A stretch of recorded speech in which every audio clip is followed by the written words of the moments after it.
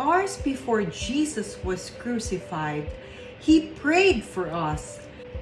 Jesus said, "My prayers is not for them alone. I pray also for those who will believe in me through their message, that all of them may be one. Father, just as you are in me and I am in you, may they also be in us, so the world may believe that you have sent me. May we be one. May we be unified, so the world will believe. When our fears of the future paralyzes us, When our strongest opinion blind us to love, may we be one, so the world would believe. When we find ourselves divided across political lines, when we cannot see beyond our own broken stories, may we be one, so the world will believe. This is not an invitation to change our opinion. It's an invitation to elevate Jesus above them, because the hope of unity is found in Jesus, who came to love, save, and redeem. The power of unity is found at the foot of the cross, where the ground is level and the forgiveness is everlasting. the focus of unity is discovered at the empty tomb where abundant life is offered to all people.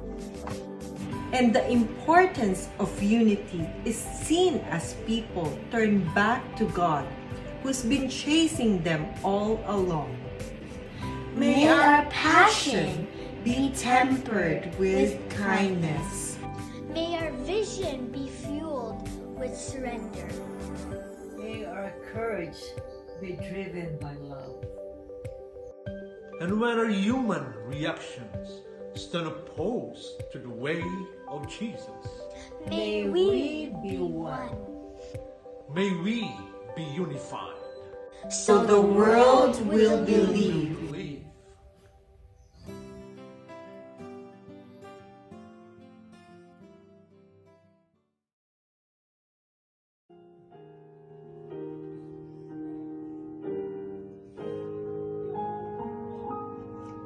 We're pilgrims on the journey of the narrow road, and those who gone before us light the way, cheering on the faithful, encouraging the weary, their lives a stirring testament of God's sustaining grace. Surrounded by so great a cloud of witnesses, let us run the race not only for the prize, but let us those who gone before us, let us lead to those behind us, the heritage of faithfulness passed on to godly lives.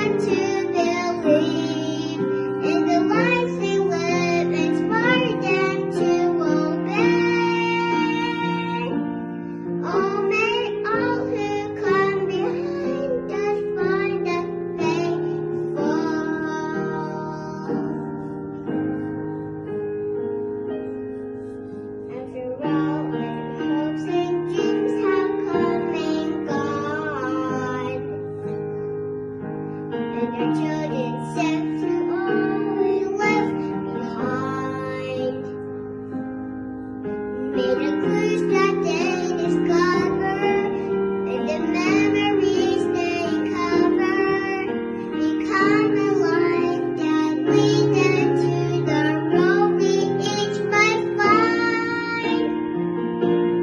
Oh, may all who come behind us find us faithful.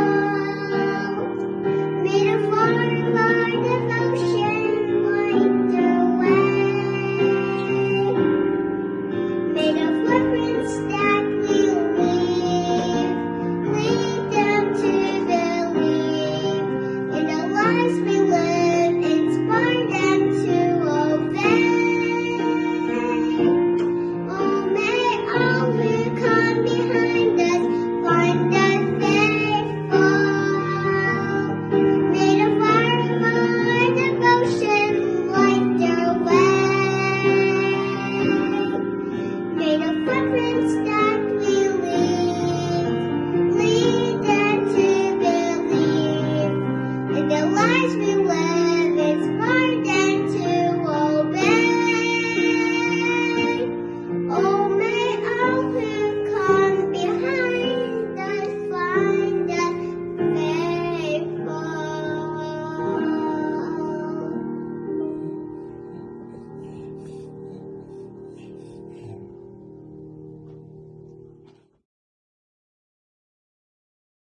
Happy Sabbath po sa inyong lahat, mga minamahal na mga kapatid. Welcome po kayong lahat dito sa ating Sabbath School program ng ating ikalawang pagsasama-sama or Second Virtual FAABBC Year-End Fellowship. Na bagaman po tayo ay hindi nagkasama-sama ng halos ay 2 taon na tayo hindi nagkakasama bilang association. Subalit, nandito po, purihin natin ang ating Panginoon. Sa pamamagitan ng ganitong teknolohiya ay magkakasama-sama tayo na makikinig ng salita ng ating Panginoong Diyos. At bilang tema natin sa buong maghapon, Together We Will Go, nawa ito ang ating maging tema ng sama-sama tayo na hahayo sa gawain ng ating Panginoong Diyos. Challenge sa bawat isa sa atin sa darating na 2022, patuloy tayong makikisangkot sa gawain ng ating Panginoong Diyos. At maraming salamat sa mga kapatiran natin from Suri Filipino SDA Church na siyang nanguna sa atin sa ating Sabbath School. At ganyan din tayo ay magpapatuloy sa ating Sabbath School lesson sa ngayon at aking idinadalangin na naway ito'y maging pagpapala sa atin. Na samantalang ating alamin ang may kinalaman sa Deuteronomio sa bagong tipan. Subalit bago po tayo magpatuloy dito, tayo muna po ay humiling ng presensya ng ating Panginoong Diyos sa ating pag-aaral. Tayo po ay manalangin. Mapagmahal at dakila po naming Diyos, mambanal naming makapangyarihan sa lahat. Isang kagalakan muli sa bawat sa amin na kami ay magkasama-sama bilang association ng mga Pilipino dito sa British Columbia ng inyong iglesia na kami ay napapagbilang. Maraming salamat Panginoon na sa pangasiwa ng Banal na Espiritu. Patuloy na kami ay makikisanggot sa gawain na itinataguyod ng FAABBC at ganoon din sa gawaing inyong iniata sa bawat sa amin na sa aming tema, naway tulungan niyo kami na sama-sama kaming hahayo upang ipangaral ang inyong ebanghelyo. Mahal na Diyos, samantalang kami ay mag-aaral ng inyong salita sa ngayon, buksan ang aming puso't kaisipan sa pag-unawa ng inyong salita sa pangalan ng Panginoong Hesus. Amen. Gaya po ng aking nabanggit kanina, ang titulo po natin pag-aaralan sa buong isang linggong ito o yung ating re-reviewin ay may kinalaman sa ang Deuteronomio sa bagong tipan. At mapapansin po natin, katulad nung nakalipas na isang linggo, atin pong pinag-aralan yung sa banal na kasulatan sa lumang tipan ay nasulat. Sila, yung mga propeta rin doon ay sumipi ng mga sulat mula doon sa aklat ni Moises, lalo tigit sa aklat ng Deuteronomio. Ngayon naman po ay ating pag-aaralan sa bagong tipan, na kung ating titingnan dito sa banal na kasulatan sa bagong tipan ay mula Mateo hanggang Apokalipsis. Yung mga taong ginamit ng ating Panginoong Diyos na mga nagsisulat nito, maraming mga sipi silang kinuha sa lumang tipan. At kahit mismo ang ating Panginoong Hesus sa kanyang ministeryo ay kanyang pinahalagahan ang sulat at babanggit lagi niya na susulat. At ang kanyang tinutukoy dito ay walang iba kundi ang lumang tipan. At ganun din naman ang mga nakasulat dito sa aklat ng Deuteronomio. Halimbawa, katulad po ng binanggit ng ating Panginoong Hesus doon sa 2 alagad samantalang sila'y naglalakbay patungo ng Emmaus.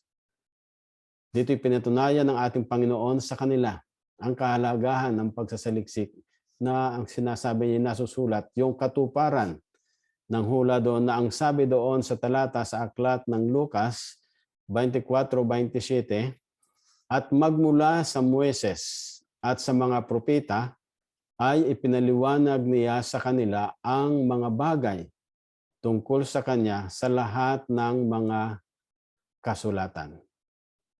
So ito po ay isang pagpapatunay na kahit mismo ang ating Panginoong Hesus, siya ay nagsipi na kanyang kinuha ang mga siping ito doon sa kasulatan na patungkol.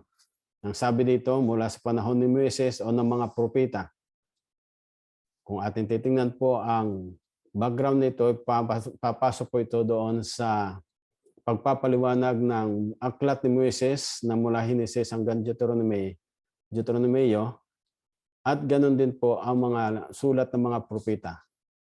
So ito'y pumapaloob po doon sa kung tawagin natin ay Law and Prophets o yung Pentateuch and the Prophets. So dito po ay itinutuon sa atin na mahalaga na ating alamin ang mga bagay nito. Halimbawa po, kung ating papansinin sa araw ng linggo, at ito po inasulat din naman sa ating talatang sauluhin, ang pagkakasabi na ganito, nasusulat, hindi sa tinapay lamang mabubuhay ang tao, kundi sa bawat salitang lumalabas sa bibig ng Diyos. Mateo 4:4. Kung ating papansinin po dito mga kapatid, talagang pinatunayan ng ating Panginoong Hesus na sa kanyang pakikipag-usap sa Diablo, samantalang siya ay tinukso ng Diablo doon sa ilang, na binigyan niyang halaga ang salita ng Diyos at ganun din naman yung physical na sabi dito, tinapay. Na ang kanyang quote nito, quotation nito, makikita natin doon sa aklat ng Deuteronomio 8:3. Na kung ating papansinin po ang pagkakasabi doon, at ikaw ay pinapangumbaba niya at pinapagdamdam kaniya ng gutom at pinakain kaniya ng mana na hindi mo nakilala ni nakilala ang iyong mga magulang upang kanyang maipakita sa iyo na hindi lamang sa tinapay nabubuhay ang tao, kundi sa bawat bagay na nagmumula sa bibig ng Panginoon. Mapapansin po natin dito mga kapatid, yung sulat o yung mga words o mga salita ng ating Panginoong Hesus na kanyang sinipi ay yung nasa aklat ng Deuteronomio 8:3.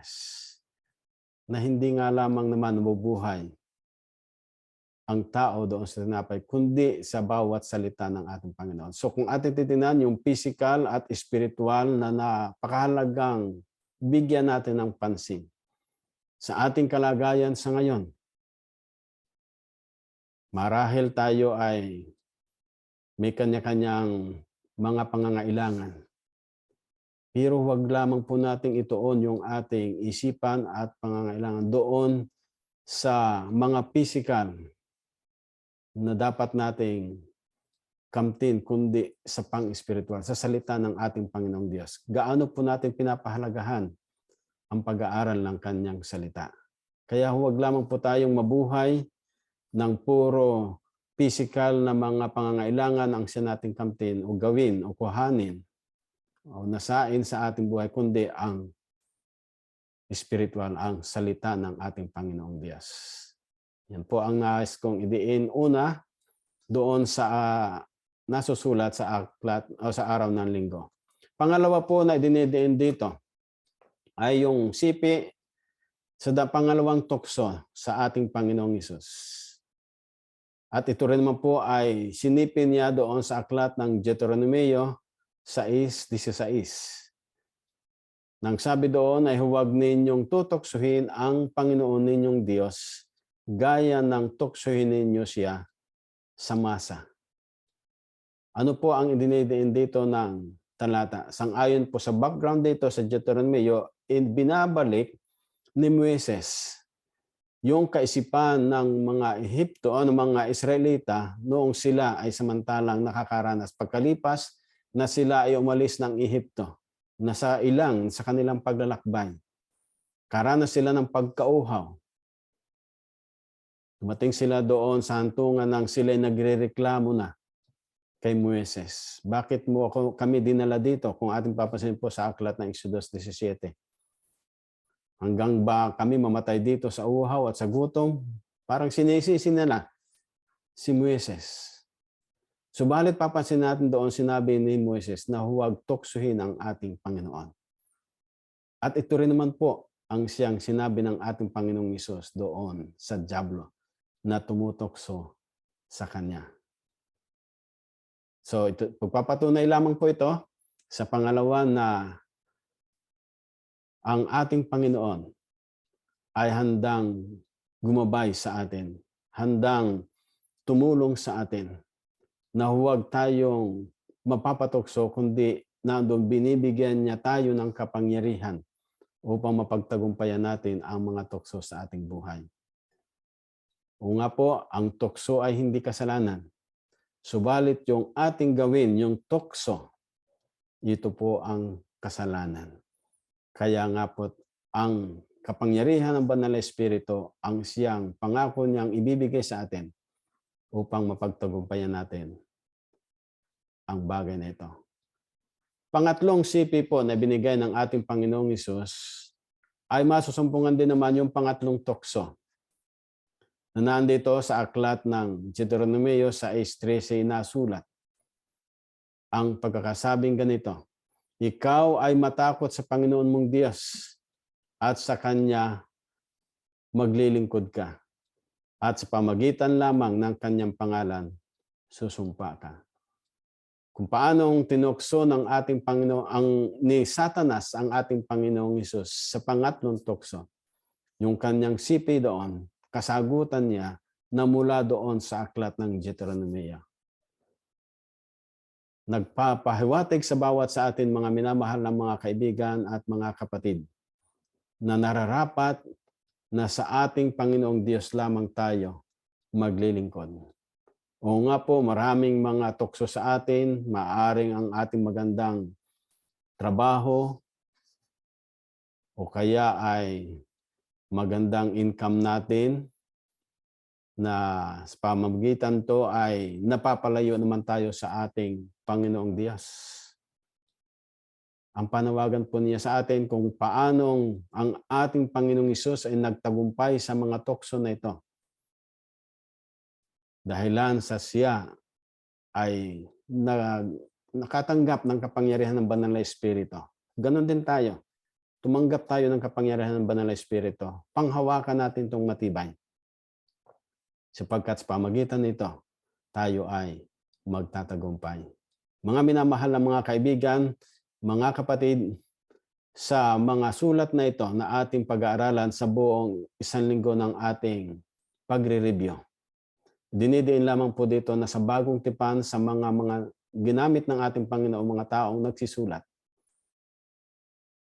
Anuman ang mga mensahe nila sa bawat sa atin, kuhanin natin ang mga mabubuting bagay na makapagbibigay kaluguran sa ating Panginoon at ganun din pampalago ng ating pananampalataya. Sa pagpapatuloy po ng ating pag-aaral, tayo po ay pangungunahan ng ating mga panelists dito.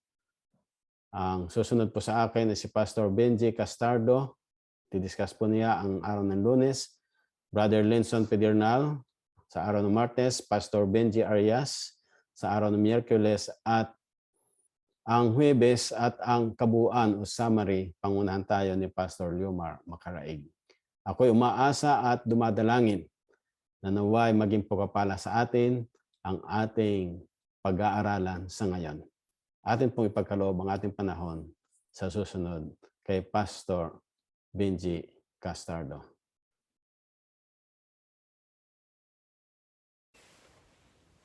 Isang mapagpalang araw ng Sabat sa ating lahat, mga ginigili kong mga kapatid. Purihin po natin ang ating pong dakila at mahal na Diyos na pinagkaloob muli sa atin ang banal na Sabat na ito upang atin po siyang sambahin sa Espiritu at katotohanan. Sa oras na ito, akin pong ibahagi sa inyo at hayaan niyo po ang inyong pong lingkod, mga kapatid, na balikan ang ating leksyon. At ako po ay inatasan na magbahagi po sa inyo ng araw po ng Lunes. Ito po ay December 13 o December 13 sa atin pong leksyon sa linggong ito. So, ang ating leksyon sa araw ng Lunes, mga kapatid, ay may pamagat na nagtataas ng mga mukha.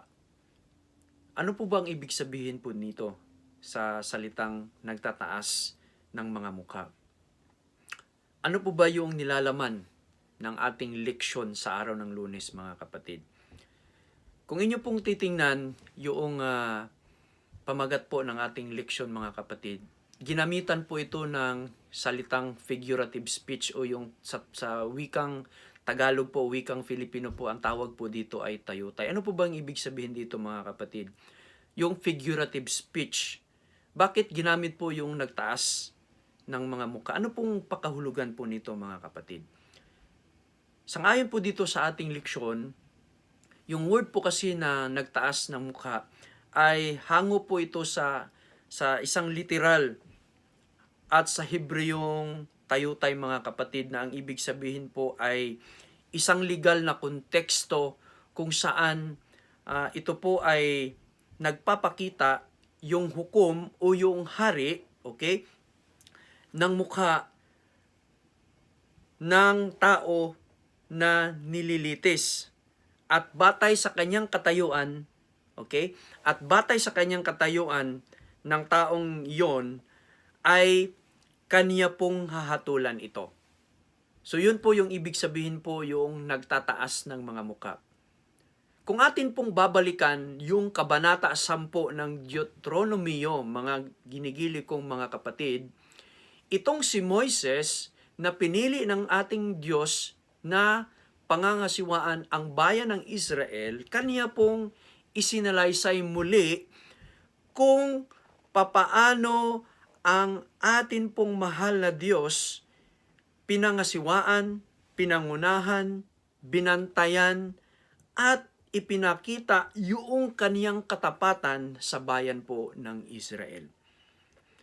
Alam niyo po, mga kapatid, itong pag-aaral na ito ng ating leksyon sa araw po ng Lunes, napakahalaga po ito sa atin. Sapagkat ito po yung umuugnay sa pamamagitan ng ating Diyos, sa ating sarili at sa ating kapwa. Kung papaano po natin ipamalas sa ibang mga tao yung pag-ibig buhat sa Diyos at ipinakita at ipinamalas personal po sa atin. Sapagkat kung atin pong titingnan at pag-aralan ang ating leksyon, mga kapatid, sabi po kasi dito sa ating leksyon na yung Diyos na makapangyarihan sa lahat, kung papaano siya umiibig sa mga taga-ibang lupa. Kung atin pong babasahin ang aklat po ng Deuteronomio, Kapitulos 10, mga kapatid, o Kabanata 10, ang mga talatang 17 hanggang 19. Gusto ko pong basahin po ang mga talatang ito. Ang sabi po dito, sapagkat ang Panginoon ninyong Diyos ay siyang Diyos ng mga Diyos at Panginoon ng mga Panginoon. Siyang dakilang Diyos, siyang makapangyarihan at siyang kakilakilabot na hindi nagtatangi ng tao ni tumatanggap ng suhol. Talatang 18, kanyang hinahatulan ng matuwid ang ulila at babaeng bao at iniibig ang taga-ibang lupa na binibigyan niya ng pagkain at kasuotan. Talatang 19, ibigin nga ninyo ang taga-ibang lupa sapagkat kayo'y naging taga-ibang lupa sa lupain ng Ehipto. Ngayon, ang sabi ng ating Panginoong Diyos sa mga Israelita, dahil ipinamalas ko sa inyo, ipinakita ko sa inyo kung papaano ko kayo kinakalinga, minahal, at ako'y naging tapat sa inyo. Gayon din ang inyong gagawin sa mga taga-ibang lupa. Ibig sabihin, yung labas sa Israel, mga kapatid. Specifically, ang ating Panginoong Diyos, sabi niya, hindi niyo ba nakita kung papaano ko kayo minahal, kung papaano ko kayo pinoprotektahan, papaano ko kayo pinangiswaan nung kayo naging alipin hanggang sa kayo'y aking inilabas. Kaya kung papaano ninyo naramdaman yung pag-ibig at katapatan buhat sa akin, gayon din ang inyong ipapakita sa mga ibang mga tao. Mga kapatid, isang patunay bilang tayo po ay mga anak ng Diyos, aplikasyon po ito sa atin. Minsan sa ating mga sarili, hindi po natin nagagawa. Tama ho ba? Para bagang kahirap gawin. Minsan, para bang kahirap na gampanan po ang ganito pong sitwasyon po sa ating buhay, mga kapatid. Minsan meron tayong pinipiling mga tao na mahalin natin. Minsan may pinipili tayong mga tao kung papaano natin sila pangangalagaan, pangangisiwaan. Di po ba? Tama ho ba bilang mga tao, mga kapatid? Pero hindi po pala yun ang turo ng Diyos, ang turo ng Biblia, mga kapatid. Malinaw po ang sabi ng ating Panginoon, ipakita natin sa mga taga-ibang lupa. Kahit po yung mga malayo na po sa atin, hindi na po natin kamag-anak, hindi natin pamilya, hindi natin kapatid. Kaya atin pong suriin yung ating mga sarili sapagkat bahagi po ito ng ating pamumuhay bilang mga Kristiyano, bilang mga Adventista, bilang mga tagasunod ng ating Panginoon. Sabi nga po dito, sa mga sulat po ni Apostol Pablo, kung atin pong babalikan, yung kaniya pong admonition, yung kaniya pong pagpapakita, pagpapahalaga sa kaniya pong mga kapatid, kung saan po siya mapupuntang iglesia, mga kapatid, sa iglesia ng Roma, sa iglesia ng Efeso, sa iglesia ng Colosas. Sabi ng banal na kasulatan, ang sulat ni Apostol Pablo, huwag magtangi ng mga tao. Okay, huwag tayong magtangi ng mga tao. Ang sabi ni Apostol Pablo, gayon din po sa atin, mga kapatid, huwag tayong magtangi ng tao. Huwag po nating piliin, okay, ito lang yung mamahalin ko, ikaw hindi ka mamahalin, hindi kita mamahalin. Hindi po, mga kapatid. Malinaw po ang sabi sa atin ng banal na kasulatan. Kaya nga, ang sabi po sa atin na tanging ang Diyos po na makapangyarihan sa lahat, Kaniya pong ibinuhos sa atin ang pagmamahal at hindi po siya nagtatangi ng mga tao. Diyos po natin, mga kapatid, alahanin natin, Diyos po natin na nasa langit, hindi po nagtatangi. How much more tayo? Tayo po ba ay nagtatangi o hindi? Nasa sa atin po yung kasagutan. Pero ang turo ng Biblia, ang turo po ng banal na kasulatan, malinaw po, huwag tayong magtangi. Okay? Huwag nating pagpapahalagahan yung ibang mga tao. Sabihin natin, yun yung mamahalin ko, yan yung pagpapahalagahan kasi nagpapakita din siya ng pagmamahal sa akin. Hindi po. Minsan ganun po yung isipan natin, ganun po yung implikasyon po sa buhay natin na ganyan po yung nagiging kalagayan natin, mga kapatid. Pero ulitin ko po ang sabi ng ating banal na kasulatan na mamahalin natin, ibigin natin ang ating kapwa at huwag po nating ipakita yung pagtatangi ng ganito pong kalalagayan. Okay, meron po akong tanong, mga kapatid, na gusto ko pong itanong po sa bawat isa sa ating lahat sa umagang ito. Sabi po dito, gaano po tayo kadalas na kahit patago, mga kapatid, ay parabagang tayo po ay nagtataas ng mga mukha. Ibig sabihin, tayo po ay nagtatangi ng mga tao. Alam niyo po, sa paanan ng ating mahal na Diyos, sa paanan ng cross, mga ginigilo mga kapatid, tayo po ay pantay-pantay sa harap ng ating mahal na Diyos. So, ibig sabihin, ang sabi po sa atin dito, kung atin pong gawin ang mga bagay na ito mga kapatid, na parabagang mayroon tayong pagtatangi, ito po ay kasuklam-kasuklam sa banal na harapan ng ating Panginoon Diyos. So, ulitin ko po, magpapakita tayo ng pagmamahal, pagkalinga, pagdadamayan, at atin pong ipakita na hindi tayo nagtatangi ng mga tao. Harinawa, ang leksyong ito mga kapatid ay magbigay sa atin ng daan upang atin pang matutunang mahalin ang ating kapwa. Higit sa lahat, atin pong ipakita na tanging ang Diyos lamang ang siyang atin pong pupurihin at sambahin, at ipakita ang atin pong pagbubuhos ng pagmamahal. Ito po ang aking dalangin sa pangalan ng ating Panginoon. Marami pong salamat. Happy Sabbath po mga kapatid. Pagkatapos kong basahin ang leksyon natin noong Martes, Sinumpa sa Puno, narito ang aking mga pagmumuni-muni. Si Jesus ay kusang loob na kinuha ang sumpa ng mga makakasalanan sa kanyang sarili, at bilang resulta ay namatay siya sa pamamagitan ng pagpapako sa krus sa labas ng gate at mga pader ng Jerusalem. Noong panahong iyon, itong parusang kamatayan na ito ay nakalaan para sa pinakamabigat na krimen.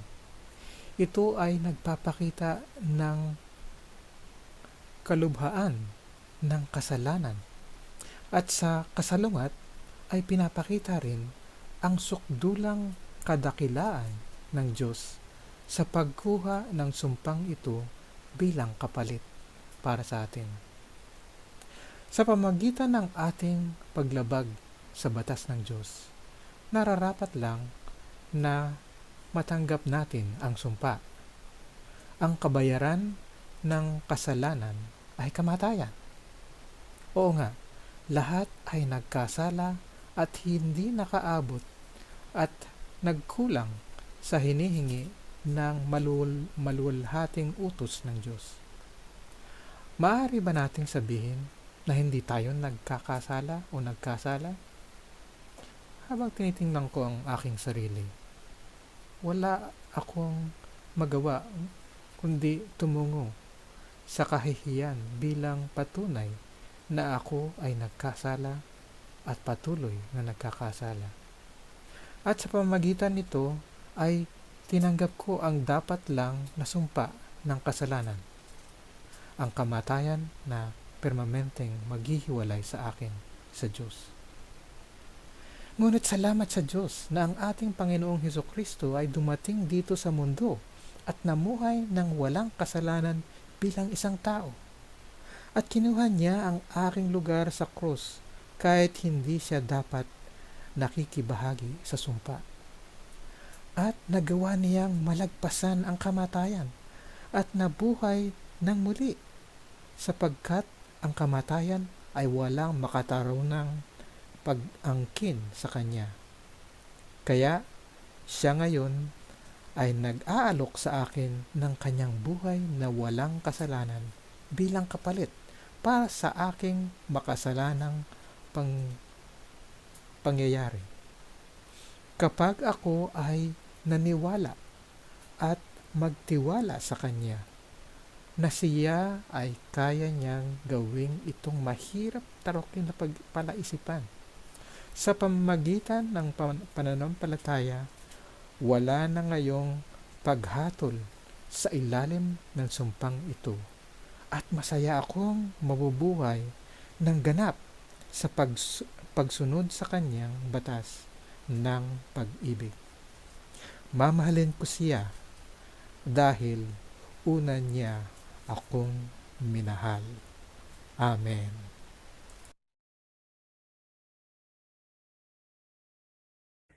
Magandang umaga po sa inyong lahat, mga minamahal kong mga kaibigan, mga kapatid. Happy Sabbath sa inyo. Ako po ay si Benji Arias, Ako po isang pastor sa PhilCan dito sa Victoria. Ang aking pong bahagi ngayong araw ng Sabat na ito sa ating pag-aaral ng ating leksyon ay ibinigay po sa akin sa araw ng Miyerkules, December 15. Ang title po ay A Prophet Like Unto Thee, propeta na gaya sa iyo. Sabi po sa ating leksyon, sa palaging inuulit ng Panginoon sa kanyang bayang Israel at kanyang binibigyan ng babala na huwag sumunod at gumaya sa mga gawi na ginagawa ng mga karatig bansa. Bagkus, sila nawa ang magiging saksi doon sa mga bansang nakapaligid sa kanila. Ayon sa Deuteronomio, Kapitulo 4, talatang 6 hanggang 8, kung atin pong mababasa iyan, ang sabi po doon, pagmasdan ninyo ng maigi, na maipakita ninyo ang kaalaman at karunungan doon sa mga bansang nakikinig, doon sa lahat na alituntunin at masasabi na sa katotohanan itong bansang ito ay matatalino at magagaling na tao. Ang bayang Israel, mga kaibigan, mga kapatid, na pinili at mahal na bayan ng Diyos, ay talagang may kakayanan sa kanilang mga sarili. Subalit, dahil sa hindi sila nakikinig sa mga payo ng Diyos at dahilan sa kanilang paglapastangan sa kautusan at pagsuway at ang patuloy na pagsasagawa ng mga bagay na hindi karapat-dapat sa harap ng Panginoon, sila po'y nabigyan ng hindi magandang adhikain sa kanilang buhay. Dahil sa pagsasamba ng mga Diyos-Diyosan at sa katigasan ng mga puso, ito po'y pinahintulutan ng Panginoon na maging alipin sila sa bayan ng Ehipto. Si Moses, nagbabala tungkol doon sa mga kinaugalian sa pagsamba sa Diyos-Diyosan dahil iyan ay hindi kalugod-lugod sa Panginoon. Ang sabi niya sa Deuteronomio, Kapitulo 18, talatang 13, nagsasabi na kailangan talagang walang bahid na madumi, kundi maging kalugod-lugod sa harap niya. Ito ang kanyang sinasabi palagi sa bayan ng Israel, sa mga tao doon, na huwag kayong tatalima sa mga Diyos-Diyosan dahil hindi yan karapat-dapat sa harap ng Panginoon. Sa pamagitan ng pakikipagtipan ng Panginoon sa bundok ng Sinai, si Moses po nagsasalita sa mga Israelita hinggil sa kautusan ng Diyos. Yan ay makikita natin sa Exodus 20, 18 hanggang 21. Yun po mga kaibigan, mga kapatid, ang mangyayari din sa atin kung hindi tayo makikinig sa Panginoong Diyos. Kung ating susuwayin ang kanyang mga utos, ang kahihinatnan po natin, mapapariwara po tayo. Mahihiwalay tayo sa kanya. Ito ang malaking leksyon sa bayan ng Israel. Ang mga tao hindi nakinig sa utos o payo ng Panginoon. Kaya si Moses, sinugo ng Panginoon. Siya po ay isang tao na mabait, maamo, at masunurin. Siya po ay isang kinatawan ng Panginoon para magsilbing tagapagtanggol at tagapamagitan ng mga Israelita. At para din po siya ang magsilbing tagapagsalita ng Diyos sa kanyang bayan. Kaya ayon sa ating leksyon, mga kaibigan, mga kapatid, magtatatag siya ng isang propeta gaya kay Moses. At ito na si Moses. Para siya ang tagapamagitan o tagapagsalita sa mga tao para ipakilala ang Panginoong Diyos. Yun po ang ating leksyon sa araw ng Miyerkules. Maraming salamat po at happy Sabbath sa inyong lahat. Blessings to all of you. Magandang umaga po sa inyong lahat at ating pong ipagpapatuloy ang ating ginagawang pag-aaral sa ating leksyon at nais ko pong dalhin sa inyo ang araw ng Huwebes at ating pong babasahin sa banal na kasulatan kung ano po ang sinasabi dito sa aklat ng Hebreo Kapitulo 10, mga talatang 28 hanggang 31. At ito po ang ating mababasa ng Hebreo 10, 28 hanggang 31. At ang magpawalang halaga sa kautusan ni Moises sa patutuo ng 2 o 3 saksi ay mamamatay na walang awa. Gaano kayang higpit ng parusa sa akala ninyo ang ihahatol na nauukol doon sa yumurak sa anak ng Diyos at umaring di banal sa dugo ng tipan na nagpapabanal sa kanya at umalipusta sa espiritu ng biyaya. Sapagkat ating nakikilala yaong nagsabi, akin ang paghihiganti. Ako ang gaganti at muli huhukuman ng Panginoon ang kanyang bayan. Kakilakilabot na bagay ang mahulog sa mga kamay ng Diyos. Dito po ay ipinapakilala sa atin na kung ipawalang halaga yung sinasabing kautusan ni Moises sa patutuo ng 2 o 3 saksi, mamamatay ng walang awa. Inihalin tulad naman sa talatang 29, gaano kayang higpit na parusa sa akala ninyo ang ihahatol na nauukol doon sa yumurak sa anak ng Diyos at umaring di banal sa dugo ng tipan at umalipusta sa espiritu ng biyaya. Ang sagot po ng talatang 31, kakilakilabot daw po na bagay ang mahulog sa mga kamay ng Diyos na buhay. Kaya doon po sa ating leksyon sa araw ng Huwebes, ipinapakilala dito yung kahalagahan ng Lumang Tipan, yung mga kasulatan sa Lumang Tipan, kasama na dito yung kautusan ni Moises. At atin din pong mababasa na sinabi sa atin, kung yun ika ay may kaparusahan, ay lalong higit pa ika yung yumurak doon sa anak ng Diyos, saka sa dugo ng tipan at umalipusta sa espiritu ng biyaya, lalong higit na mayroong kaparusahan ito kung ito'y ating hindi tatalimahin, okay, ng mga mananampalataya. At mayroon pong sinasabi rin sa ating leksyon na hahatulan ng Diyos ang kanyang bayan.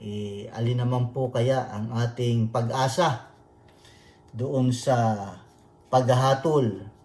Una, nais ko pong parating ito sa inyo, doon po sa nagpapatuloy sa pananampalataya, meron po tayong pag-asa. At ito po ay nais kong basahin una kung bakit ito po ay nabanggit dito sa aklat ng Hebreo. Atin pong tingnan ng Hebreo sa Kapitulo 3. Okay, kung inyo pong titingnan ang inyong banal na kasulatan, mayroon pong paghahalintulad muli na ginawa dito sa Kapitulo 3 na sinasabi na itong si Moises sa talatang 3 sapagkat siya ay inaring may karapatan sa lalong kalulhatian kaysa Moises, palibhasay may lalong karangalan kaysa bahay yaong nagtayo ng bahay. Sapagkat ang bawat bahay ay may nagtayo, datapwat ang nagtayo ng lahat ng mga bagay ay ang Diyos. Talatang 5. At sa katotohanan si Moises ay tapat sa buong sambahayan niya, gaya ng lingkod, na pinakapatotoo sa mga bagay na sasabihin pagkatapos, datapwat si Kristo, gaya ng anak, ay puno sa bahay niya, na ang bahay niya ay tayo. Sino daw po ang bahay niya? Tayo. Kung ating ingatang matibay ang ating pagkatiwala at pagmamapuri sa pag-asa natin hanggang sa katapusan.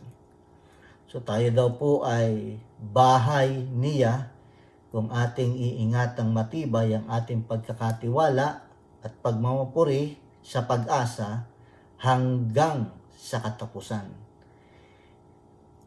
Nais ko pong idiin yung salitang hanggang sa katapusan sapagkat mamaya po ay ating mapapansin yung pong mga hindi nagpapatuloy ay hindi po makakatanggap ng pagkakatiwala, okay, at pagmumupuri sa pag-asa sapagkat itinakwil nga nila ang Diyos.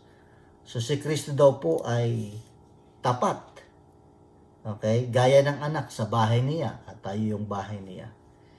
Ganito rin po ang binabanggit sa Kapitulo 3, talatang 14, sapagkat tayo'y nagiging kabahagi ni Kristo kung ating iniingatang matibay ang pasimula ng ating pagkakatiwala hanggang sa katapusan. Dito rin po sa Kapitulo 5, talatang 9, mayroon po tayong kaligtasan. Sapagkat ang sabi rito, nang siya'y mapaging sakdal, ay siya ang gumawa ng walang hanggang kaligtasan sa lahat ng mga nagsisitalima sa Kanya. Yung pong mga nagpapatuloy, si Kristo po ay nagtatapat sa kanila. At si Kristo rin, ang sinasabi sa Kapitulo 5, talatang 9, ang gumawa ng walang hanggang kaligtasan sa mga nagsisitalima sa Kanya. Ngayon, kung atin pong ibabalik doon sa Kapitulo 10, ito po ay ating mababasa talatang 21, at yamang may isang dakilang saserdote na pangulo sa bahay ng Diyos. Ngayon, ang tanong po sa ating binasa kanina, sino nga po yung bahay ng Diyos? Tayo ang bahay ng Diyos. Sa bahay ng Diyos, meron pong dakilang saserdote. Wala pong iba, kundi ang ating Panginoong Hesukristo. Sa talatang 23, na ating ingatang matibay ang pagkakilala ng ating pag-asa upang huwag mag-alinlangan sapagkat tapat ang nangako. Sino po ba ang tapat sa bahay ng Diyos? Si Kristo. Sino ang tapat na saserdote sa bahay ng Diyos? Si Kristo.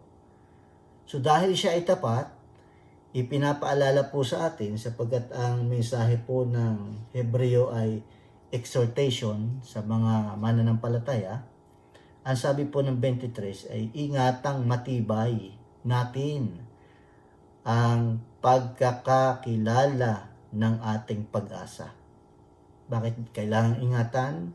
Sangayon po sa talata, upang huwag mag-alinlangan. Sapagkat tapat ang nangako.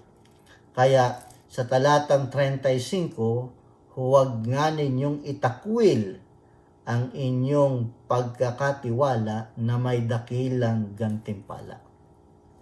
Ngayon, ay nais kong buodin yung mga binasa po natin. Ang Diyos, ang sabi ng talata ay kung mayroong kaparusahan doon sa mga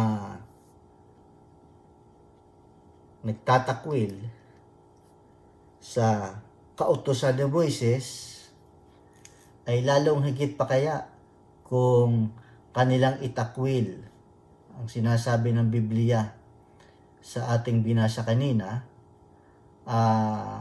yung yumurak sa anak ng Diyos at umaring dibanan sa tipan, sa dugo ng tipan, at umalipusta sa espiritu ng biyaya. Lalong higit na may kaparusahan ito. Pero ang sabi ng Biblia ay huwag nating itatakwil yung ating pagkakatiwala. Una, tapat ang nangako si Kristo, at dahil tayo ang bahay ng Diyos, mayroong dakilang saserdote sa bahay ng Diyos. At yung dakilang saserdoteng ito ay tapat sa atin. So dapat ay huwag nating itatakwil. At kung hindi natin itatakwil at tayo ay talagang na kay Kristo, wala po tayong dapat na ikatakot doon sa hatol na sinasabi ng Biblia na ating binasa kanina, sapagkat ang sabi rito ay huhukuman ng Panginoon ang kanyang bayan. Bakit tayo ay mayroong katiyakan? Una, sapagkat hindi natin itinatakwil. Pangalawa, tayo po ay nagsisitalima sa Kanya. Ang pangatlo ay narito po sa sinasabi rin ng ating leksyon sa Aklat ng Roma, Kapitulo 8, simula po dito sa talatang 1. Ngayon ngay walang anumang hatol sa mga na kay Kristo Jesus. Sino daw po yung mga walang hatol? Yung na kay Kristo Jesus. At kapag atin pong titingnan, yung pong New King James Version, at nais ko pong liwanagin lamang ito pong Biblia natin, lagi nilang sinasabi, King James Version yung Tagalog. Mali po yun, hindi po ito King James Version. Ito po ay hango sa American Standard Version, 1905. Itong ating Tagalog. Okay? Kasi pagka inyo pong tiningnan, yung Tagalog na yan, sa King James, putol po yung Tagalog na yan. Sa King James po, meron pong kasunod yan. Ganito po ang ating mababasa sa 8 ng Roma. There is therefore now no condemnation to those who are in Christ. Yung pong Tagalog doon nagtapos. Pero po dito sa New King James, ganito po ang sunod. Who do not walk according to the flesh, but according to the Spirit. So, sino po ang mga walang anumang hatol na nakay Kristo? Ang sagot po ng Biblia, walang anumang hatol ang nakay Kristo. Sino ito? Ito pong hindi lumalakad sa laman, kundi lumalakad ayon sa Espiritu. Sila ang walang anumang hatol. Bakit walang anumang hatol? Sapagkat hindi nila itinatakwil yung pagkakatiwala nila na may pag-asa. So, meron bang nakakatakot na bagay sa isang Kristiyano kung siya ay nagtatapat? Walang nakakatakot na bagay. Merong nakakatakot na bagay kung itinakwil niya yung kanyang pagkakatiwala. Doon, meron pong kaparusahan. Kagaya ng ibinigay na halimbawa sa aklat ni Moises, kung kanilang itinakwil, may kaparusahan. Yung kanilang pagkakatiwala at niyuyurakan nilang anak ng Diyos at inaaring dibanal ang dugo ng tipan at kanilang ginigrieve ang Holy Spirit, ay meron pong kaparusahan ito na sinasabi sa ating leksyon. Kaya mga kapatid, yung pong exhortation ng Hebreo, Kapitulo 10, dapat po ay maging maliwanag sa atin ang bagay na sinasabi sa atin. Kaya ang sabi ng 10 talatang 35, nais ko pong basahin yung Bibliyang Tagalog. Uli, huwag nga ninyong itakwil ang inyong pagkakatiwala na may dakilang gantimpala. Huwag po nating itatakwil ang mga bagay na ito. Sapagkat kapag ating itinakwil, mayroon pong kakilakilabot, ika nga ng Biblia, ang mahulog sa kamay ng Diyos. Kaya ito po yung ating leksyon sa Thursday, at ang summary po ng ating leksyon, ang lahat ng mga kasulatang ito, kasama na ang Lumang Tipan, lalo na sapagkat karamihan nga po ay ginagamit ng mga apostol ang Lumang Tipan. Ang sabi ng Roma 15:4 ay nangasulat ang lahat ng mga bagay na ito para daw po sa ikatututo natin at magkaroon tayo ng pag-asa. Nais ko pong basahin ang talatang ito sa aklat ng Roma, Kapitulo 15, ang talata po naman ay 4. 15:4. Sapagkat ang anumang mga bagay na isinulat ng una ay nangasulat dahil sa ikatututo natin upang sa pamagitan ng pagtitiis at pag-aliw ng mga kasulatan ay magkaroon tayo ng pag-asa. Yun po ang layunin. Kaya kung inyo pong titingnan ang mga ginagamit ng mga apostol na mga talata sa Lumang Tipan, ginagamit na ila ito upang ipaliwanag ang mensahe ng Diyos at upang ipakilala na ang katuparan ng mga sinabi ng mga propeta. Kaya masasabi po rin natin sa aklat ng ikalawang Timoteo, Kapitulo 3, ang talata po ay 16, binanggit din po dyan na ika ay ang lahat ng mga kasulatan ay kinasihan ng Diyos. Okay? Ilan daw po yung mga kinasihan ng Diyos? Lahat ng mga kasulatan. Yung kinasihan ng Diyos ay mapapakinabangan sa pagtuturo, sa pagsansala, sa pagsaway, sa ikatututo na nasa katwiran. Kaya kung papaanong ang mga apostol ay ginamit ang banal na kasulatan, ganun din naman ang ating Panginoong Hesukristo, ginamit din ang banal na kasulatan sapagkat ito daw po ay pwedeng gamitin o magagamit ika sa pagtuturo sapagkat nga kinasihan ito ng Diyos. Ang huling talata ay nasa aklat ng Lucas 24, talatang 27 at 44. Atin pong tingnan ang talatang ito sa Lucas Kapitulo 24, talatang 27 at 44.